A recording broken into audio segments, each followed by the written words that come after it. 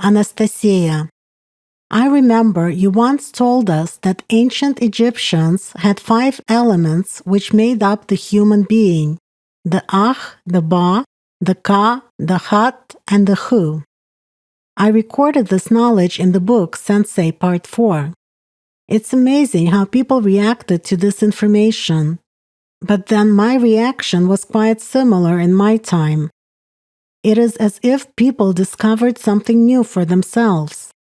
Despite the fact that records of the ancients about this have reached our times, many readers have not considered the concept of the soul precisely in such context.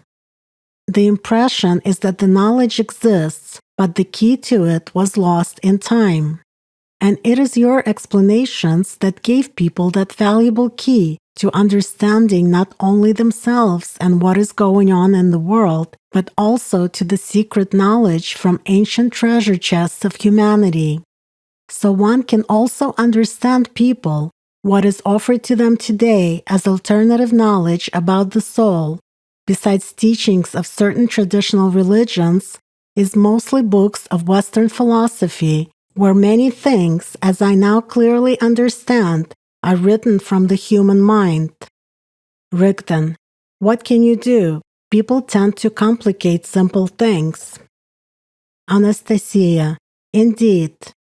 But even so, a person who has an overall understanding of what is being referred to can easily sweep aside the husks of what was accumulated with time and understand the essence, of course, provided that he possesses primordial knowledge. It is just that society had lost the initial information, hence all the troubles. Your information largely explains the main essence of the primordial knowledge. I think that modern people will be more than just interested in learning about themselves, their essences, and about the soul, and the importance people attach to this information at all times.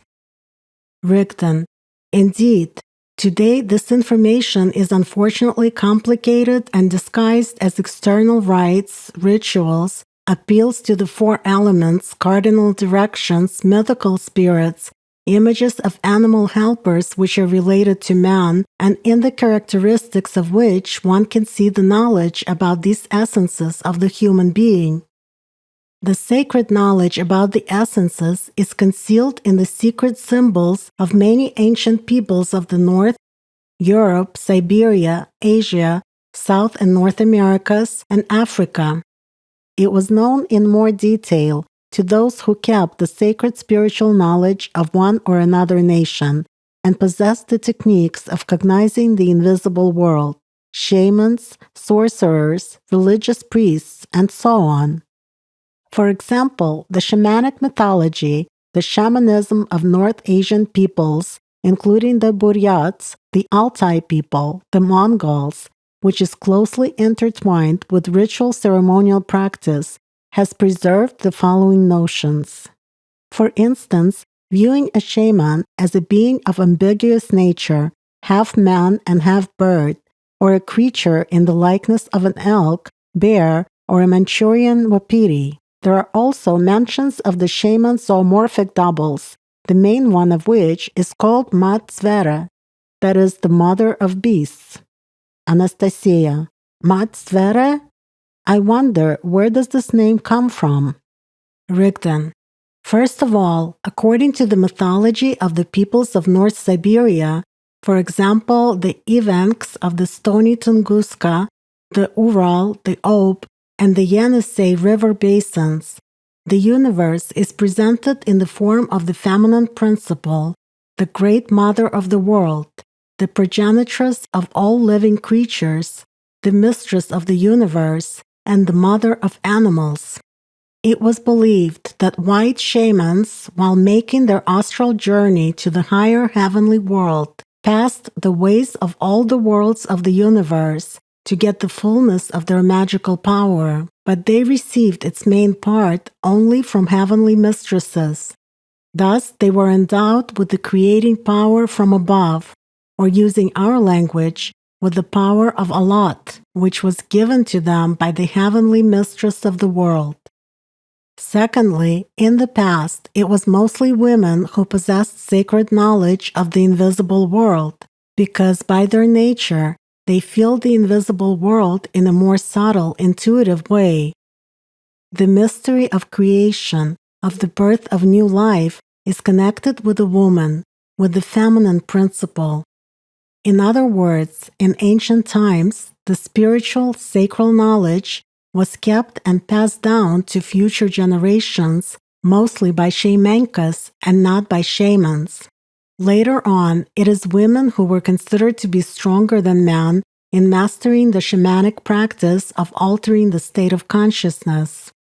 Scientists have already discovered a lot of ancient female burial places together with different cult objects, decorated crosses, mysterious symbols, ornamented amulets, and special ritual items. There are many known ancient stone drawings and sculptures of girls with flowing hair, the third eye in the forehead, and certain signs indicating sacred knowledge. Take even the 4,000-year-old findings in Russia, for example, on the banks of the Yenisei, the Lena, the Angara in Siberia, or the pictograms of the cliffs of the ancient, the planet's deepest lake, Baikal. Thirdly, the human soul, which was linked to the higher worlds, was usually called the Mother's One. The peoples of the north, such as the Yakuts, for instance, have still preserved interesting mentions. In ancient times, their ancestors believed that in order for a person to live and think in a normal way, the following components of the soul, kut, which were received at birth, should be present in him. The mother's soul, aikut, life and psychic force, sur, the earthly soul, buorkut, and the air soul, suljinkut. It is considered that after the death of a person, the mother's soul and psychic force, sur, return to their creators.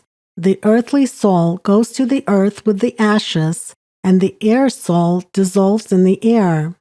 At that, for the shamans, each of these souls receives special upbringing and a special incarnation. Anastasia. Amazing.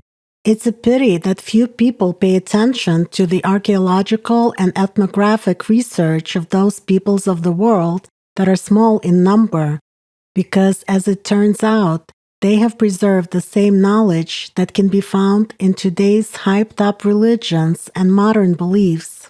You were just telling us about the peoples of North Russia, and I remembered that I came across some interesting information on this subject in research papers. For example, the Yakuts had a special attitude towards certain animals, the ritual worship of which is related to the idea of a dying and resurrecting beast. The latter was revered by the northern peoples in the form of either a bear or a whale. It was believed that God of knowledge, Bil-Chan, lived in the seventh heaven. Furthermore, the Yakuts had the ritual of making a nest of the child's soul. That is, a special nest was built on a special tree with 8 trunks for the future soul of the child. Shamanic mythology had the motif of the world creation from an egg. There was a notion of the soul as a bird, about the human fate after death, about God's gift, Kutsur, which you mentioned and which determined the entire life journey of man, and also many other things from the knowledge which I'm already aware of thanks to you. Most notably, they assigned an important role to the sign system in the form of special ornaments on the clothing, adornment, and magic items. They regarded it as secret knowledge, just like other peoples of the world. As for the 4 essences, as you've said, the Yakuts also had the notion of the shaman's spirit helpers. Rigdon. Well, not only the Yakuts, but other peoples have mentions of this as well. In particular, that at shaman's disposal, there are spirit helpers, which in those same ritual chants are called the force, the sweet, the army. They often appear in the form of animals, fish, birds, or spirits, which travel to another world for the purpose of performing some action. They negotiate with other spirits, enchant, and fight spirits of sickness. They prophesy, obtain the sought-after object, and so on. The knowledge about the four essences can also be found in symbolical schemes. For example, in elements of shamanic clothing, according to which, figuratively speaking, just like according to elements of military uniform, one can determine the shaman's rank, the level of his astral feats, and so forth. For example, in the foothills of the Urals, the most common composition patterns on the elements of ritual clothing and the sacred images of the Permian shamans are birds, the front essence, reptiles, the back essence, two mythical creatures of almost identical nature, the lateral essences, and shaman himself in the center. Moreover, on the lizard's body they would sometimes draw 7 fish, emphasizing, among other things, the connection with the water element, dimensions, and also the memory of the acquired information. It should be noted that only adult people were depicted standing on the lizard, that is, ones who already had a past. 2 mythical creatures were usually drawn on each side of the shaman. In some cases, this was a direct indication of the right and the left essences by means of using traditional elements, meaning the animal nature, cloven hooves.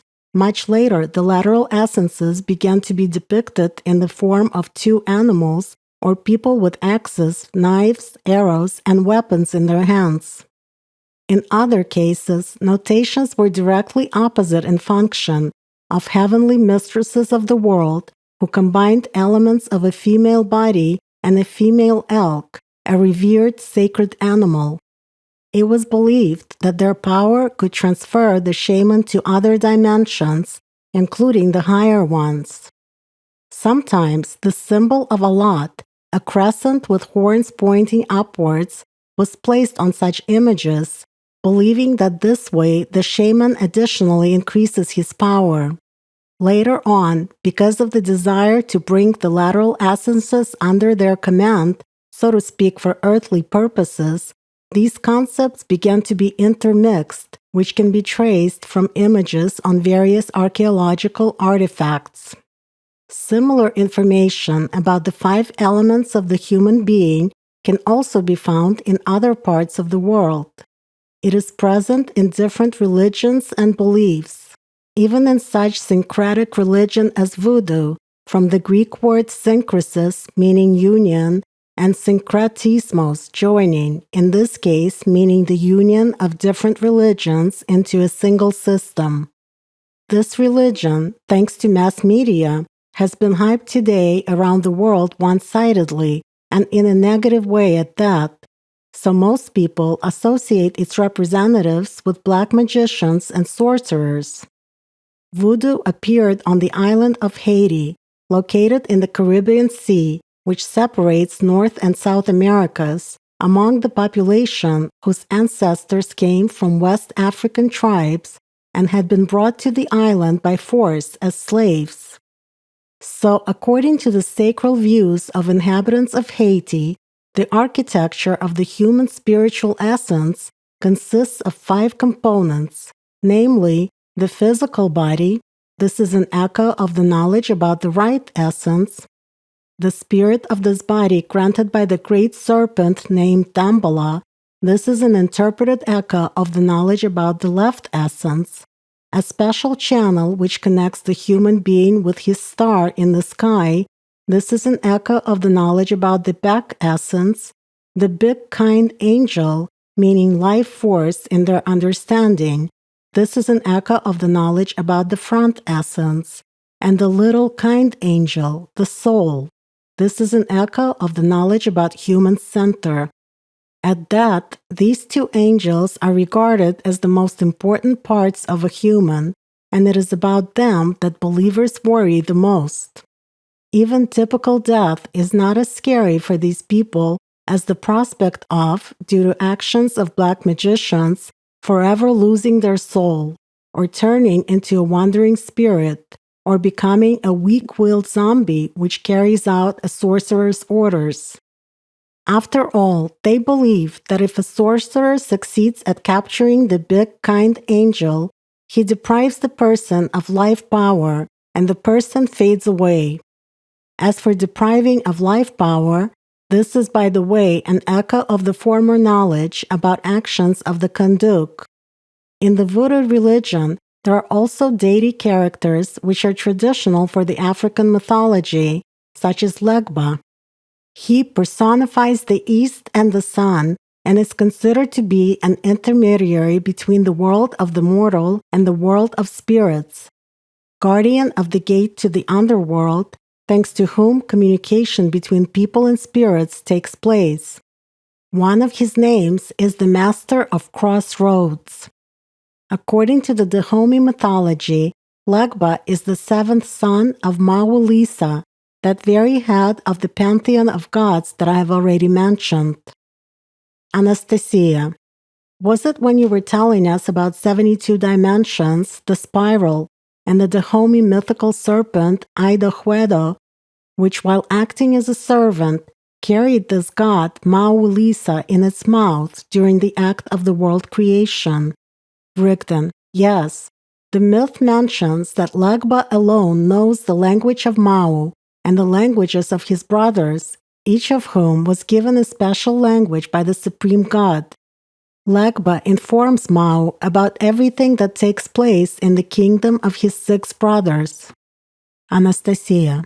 In other words, this points at 6 dimensions, the information structures that interact between the dimensions, and the cohesiveness of work of the 4 essences when a human explores the higher dimensions. Rigdon. Quite true. When a ritual or a ceremony was performed related to calling a certain god of this religion, the leader would draw on the ground with flour or seeds an individual symbol, veva, of the god whom they addressed. Thanks to this, today there are symbols that contain the knowledge, including about the 4 essences, although modern admirers of this religion interpret it in their own way. Unfortunately, the emphasis has long been changed from the spiritual to the consumeristic attitude towards such knowledge. This applies not only to this religion, but to others as well. Figuratively speaking, people were once given as staff the knowledge, so that human, by leaning on it, could reach the summits of his spiritual self-perfection. But it is much harder to work spiritually on yourself and change yourself than to please your mind with flattering illusions of the material world. Human laziness and idle mind turned this staff into a tool to make a temporary dugout dwelling comfortable for themselves, thus exchanging a path into eternity for a stumbling block, the essence of which is dust. In other words, people selfishly try to alter the primordial knowledge for their own temporary needs, not caring about those who would come after them. Yet, thanks to the fact that this knowledge was disseminated in its time among the peoples of the ancient world who lived on different continents, today its echoes can be found in different corners of the earth. For instance, in such rites as the Holy Way ceremony, the North American Navajo Indians use certain sacred symbolic images composed of fine-colored sand, which are erased once the ceremony is over. When you get a chance, take a look at the sand painting, Whirling Logs, made for the sacred Nightway chant. In this painting, you will see the center, the right-facing swastika, the movement of Allat towards expansion, and the 4 couples of female and male spirits, yea. Pay attention to the position of their arms. In the beliefs of the Navajo people, the supreme yea includes 6 female and 6 male deities, whereas altogether 14 kinds of deities are traditionally distinguished. It is believed that all of them are connected with the events of the initial creation. Furthermore, the Whirling Logs painting has a symbolic image of the four essences, where the literal essences are depicted as guardian spirits. The back essence is represented as the past, with four identical marks, which indicate time, the fourth dimension. And the front essence is presented in the form of the main Yei holding a squirrel bag, the speaking white god, the quiet talker who protects people. He was associated with the east, dawn, and grasses. And the entire picture is fringed by the main female Yei in the form of a peculiar semicircle, the rainbow guardian goddess who surrounds the remaining Yei and symbolizes the heavenly earthly path. This is a stylized symbol of Allat. Anastasia. This is a comprehensive picture judging by your story. It turns out it includes knowledge about both the human being and the universe. Rigdon. Absolutely. References to the four essences with the center, the soul, are present also in Asia, particularly in the ancient Chinese mythology. Such a collective concept as Wu Tai means 5 mythological characters, each of which has its own assistants. This term was used by the ancient Chinese to denote the abstract spirits of the 5 elements. Wu Tai is mentioned in the ancient book Zhu Li, The Rites of Zhu.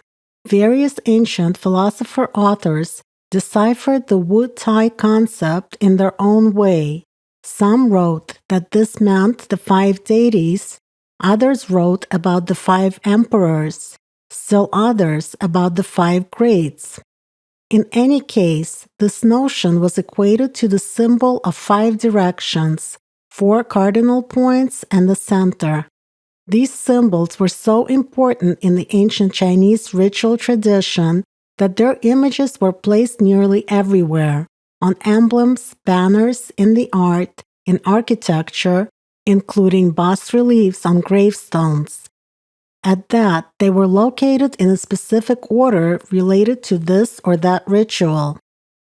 For example, banners, each of which was marked with one of the symbols of the 5 directions, were carried in a special order during movement of the army. In front, as a symbol of the front essence, they carried a banner with the image of Zhu Niao, the vermilion bird, symbolizing the south, which was a respected cardinal direction among the Chinese. Behind, as a symbol of the back essence, they carried a banner with the image of Quan Wu, a turtle entwined together with a snake, the symbol of the north. On the left, as a symbol of the left essence, there was a banner with an image of Queen Long, the azure dragon, the symbol of the east. On the right, as a symbol of the right essence, they carried a banner with an image of Bai Hu, the white tiger, the symbol of the west. However, for a knowledgeable person, it is enough only to have a look at the characteristics of these collective concepts in order to understand what is really meant here, taking into account peculiarities of the worldview of this nation. Anastasia. Indeed, the one who established this tradition obviously knew more about the invisible world. Besides, these concepts sound familiar. You said that the Wu Tai concept was equated to the symbol of the 5 directions of cardinal points, 5 deities. Incidentally, isn't Quan Di, the Yellow Emperor, the 5th sovereign, the center of these 4 cardinal directions, 4 deities? Rigdon. Absolutely. Huang Di, or the spirit name Han Shu Nu, he who has swallowed a rod. The embodiment of his spirit is Unicorn Kuai-Lin, a symbol of the center. Anastasia. In essence, this is a prototype of designation of the soul, the center in the invisible human structure, and an indication of its connection with the front essence, the symbol of which was the unicorn. Rigden. Let us take a closer look at the characteristics of these characters. Huang Di means not only the yellow emperor, but also the shining, light-emitting sovereign. This symbol of the center was actually regarded as the supreme heavenly deity. He was depicted with 4 eyes and 4 faces. This tradition started as far back as when the ancient Chinese shamans, during sacred rituals, put on the corresponding 4-eyed mask. Why was specifically a 4-eyed symbol depicted? First of all, this is related to the conditional designation of the 4 essences. Secondly, this is because while doing certain meditative techniques, a person obtains a so-called all-embracing vision of the visible and the invisible worlds, a simultaneous vision of everything that happens around him, and sometimes even in other dimensions. Such capabilities are not available for the normal human vision in the usual 3-dimensional world. But should a person alter his state of consciousness, and obstacles to his inner vision disappear. Anastasia. Yes, this vision is impressive, especially when you're just beginning to perceive the invisible world from such an all-embracing perspective. I remember that 20 years ago, when our group was only learning these practices, how this first experience astounded me personally. It was quite different to observe processes and to experience that totally unusual feeling of such an inner visual perception. Yet even more impressive was the capability of getting an all-embracing view of any object, both about its outer and inner structure, as well as of the related information with which this object, had been in contact. By the way, you've just reminded me where I first learned about this character, Huang Di. A long time ago, while telling us that the human being had to learn to think the right way, you mentioned the ancient medical treatise Huang Di Neijing. Rigden, I remember. The Chinese tradition links the beginning of healing and medicine as a science specifically to the name of Huang Di. Besides, this medical treatise, Huang Di Neijing, itself is translated as the inner canon of Huang Di. Everything external and physical arises out of the inner. Incidentally, legends say that Huang Di's supporter named Sang Chia, Fuxi in other versions, invented hieroglyphic writing, that is, sacred writings and signs. By the way, this culture hero was depicted on ancient bas-reliefs, also with 4 eyes as a symbol of exceptional astuteness. According to the legend, he was able to compose signs because he had penetrated the deepest meaning of tracks of birds and beasts. And now recall that shamans would usually depict the human essences in the form of birds and beasts, and compare this information with what you already know about signs. We shall speak more about the secrets of signs later, but for now, I will only mention to the readers that every symbol is a carrier of rather extensive information. Besides, there are special signs that can have specific influence, but the majority of modern people know nothing about them, despite the fact that such signs are present in abundance in society. Signs play an enormous role, and not only in the world of 6 dimensions. They are comparable to a trigger mechanism of certain actions. Anastasia. Yes, given even my practical meditative experience, this is an indisputable fact. Rigden. But let us get back to a more detailed examination of the symbols of the 4 essences, as well as of the sacred center, as viewed by the ancient Chinese. So they had the unicorn, Kuei-lin, as a symbol of the center. It is described as a wonderful beast, which when it walks on the ground, does not break even a blade of grass, does not squash even a small bug. It can fly or walk on water as if on the ground. It is an embodiment of love for mankind and humaneness, a symbol of unity. By the way, ancient texts frequently mention the unicorn on par with deer, or rather as their kind of a leader. These are echoes of the legends about the heavenly deer, which were present in the shamanic myths of other peoples. Legends have various descriptions of this mythical creature, where different parts of its body are likened to body parts of some animals. But all this is just a characteristic, indicating the structure of the four main essences in which this center is enclosed. For instance, it is mentioned that this creature has a wolf's neck, a bull's tail, and horse's hooves. Wolf is a traditional designation of the left essence, and the bull symbolizes the right essence. The horse in mythological conceptions was often associated with movement in time and beyond time, with movement through dimensions and worlds, with the creature that carried some divine rider or a culture hero. The horse's hooves here symbolically indicated not only the functions of the back essence, but also the lateral essences, the animal nature, which when under appropriate control and when switching their operation mode, played the role of active helpers that connected with other dimensions and worlds. The Qilin was believed to be a combination of yin and yang forces, Qi, the masculine principle, and Lin, the feminine principle. Taoist legends mention the immortal riding unicorns. All this is a figurative comparison of the knowledge that was disguised as myths, in particular, the knowledge about the invisible structure of a human, his spiritual component, and the real capabilities of knowing the invisible world. Next, a hidden symbol of the front essence in ancient China was Chiai Tai, the sovereign of the south, whose personification was Zhu Niao, Zhu Cao, meaning the vermilion bird.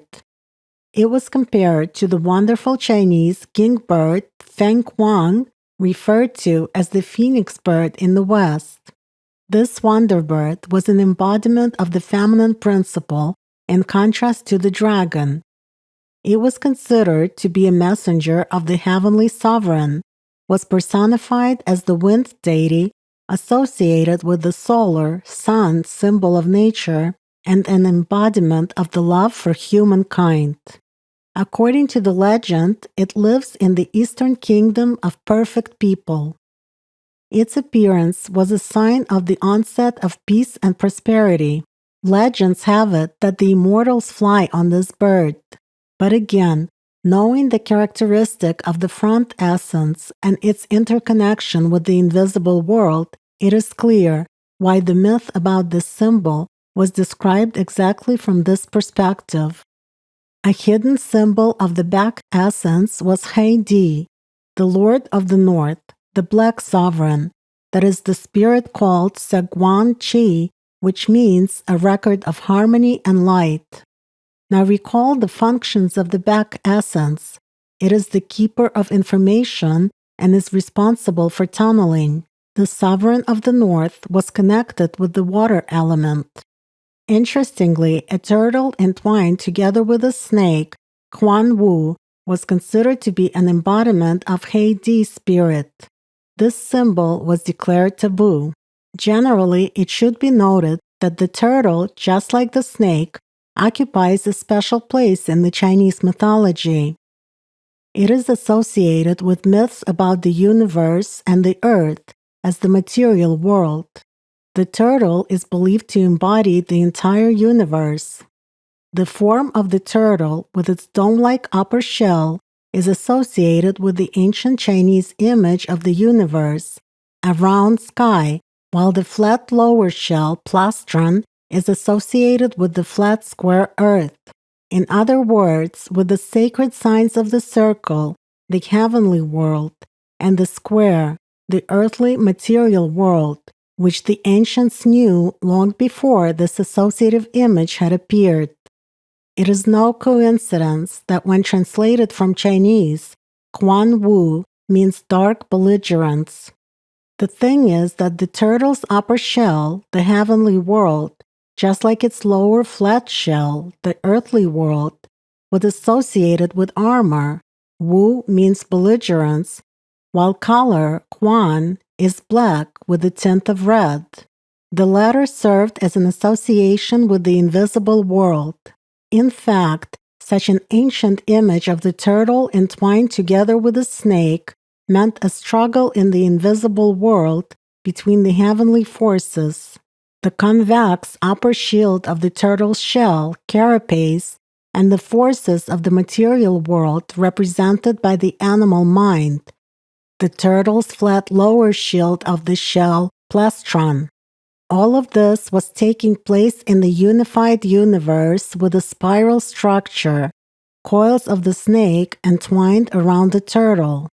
It is no coincidence that later a character who was called Quan Wu, the Black Warrior, appeared in the Chinese mythology and had a corresponding emblem. He was often depicted with a beautiful face, hair flowing down to his shoulders, in a black robe, with a belt decorated with jade, with a sword in his hand, standing barefoot on a turtle entwined with a snake. Each element of the image served as a symbol of particular spiritual knowledge. It is the latter, the spiritual knowledge and service to the will of the spiritual world, that personify true belligerence. In folk tradition, the image of this warrior was revered as a deity that casts out evil spirits.